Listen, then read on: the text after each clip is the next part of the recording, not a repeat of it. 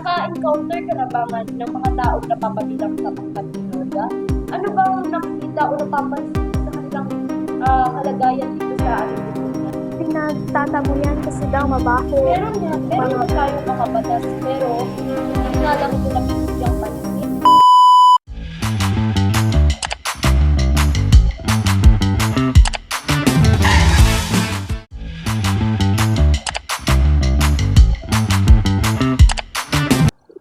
Isang mapagpalang araw sa ating lahat. Narito na naman tayo sa panibagong yugto ng ating programa, Usapang Totoo Podcast. Kami ang inyong mga ate ng bayan. Ako si Ate Rhea. At ako naman si Ate Jayan. Sa araw na ito ay pag-uusapan natin ang isang paksang nakakalimutan ngunit napakahalaga, ang isyu ng mga pangkat minorya.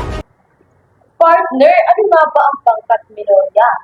Ang pangkat minorya daw ay ito yung mga grupo ng mga tao na sila yung mga konti na lang ang populasyon at halimbawa nito ay ang mga katutubo natin na kung saan ay meron silang mga iba't ibang kultura at paniniwala. At sila rin yung mga tao na minsan ay nakakaranas daw ng diskriminasyon dito sa ating lipunan.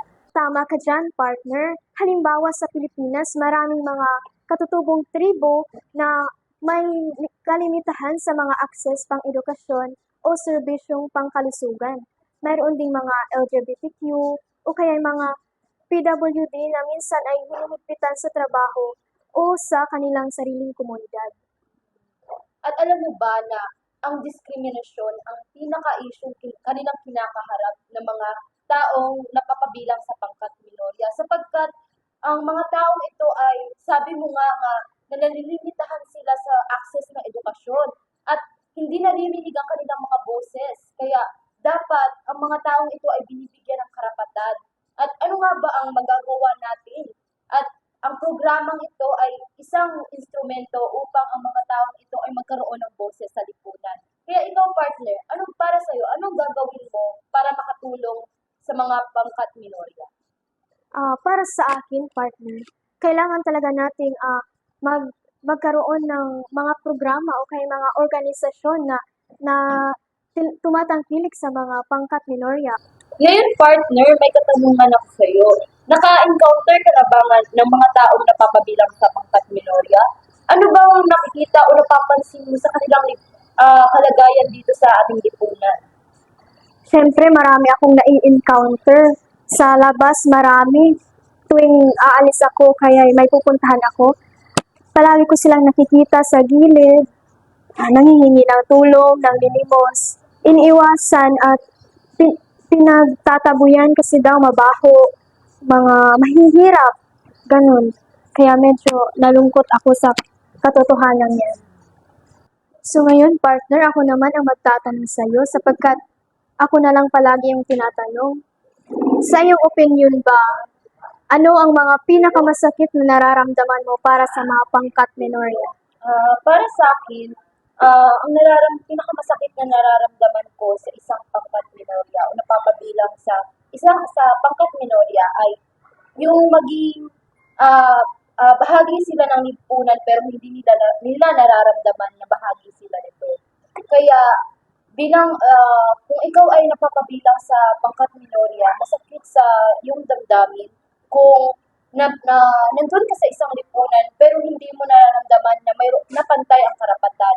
Kaya naaawa ako sa mga taong napapabilang dito, partner, dahil hindi nila nararamdaman ang batas at hindi pantay-pantay ang karapatan na mayroon sila. Kaya talagang nakakaawa. Siyang tunay, tumpak na tumpak talaga yan. Palagi yung nararanasan ng mga tao kahit hindi pangkat minorya. Kaya ano bang panawagan natin ngayon na sa ating gobyerno o sa ating pamahalaan para matugunan ang ganitong issue? Dahil talagang napakaraming issue na nagkakaroon ang isang pangkat minorya. Sa katunayan naman yan, partner, mayroon talagang mga taong nagsisikap na magkaroon ng mga organisasyon o kaya mga taong nagsisikap talaga na tangkilikin ang mga pangkat minorya.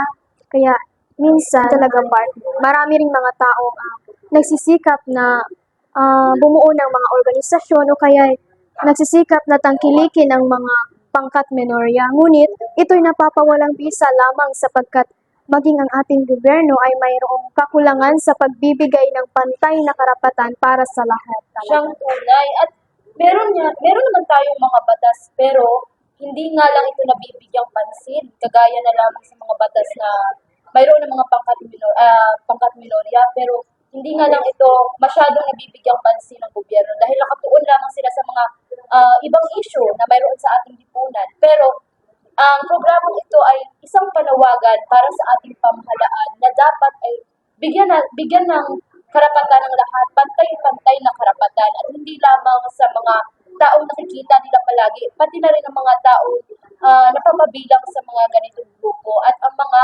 katutubong Pilipino. Kaya sa lahat ng mga Pilipino, ating buksan ang ating isipan. At bigyan ng pantay-pantay na karapatan ang bawat mamamayan, ikaw man ay mayaman o kabilang sa mga pangkat minorya. Hanggang sa susunod na episode ng ating programa Usapang Totoo Podcast, muli kami ang inyong Ate ng Bayan. Ako si Ate Ria.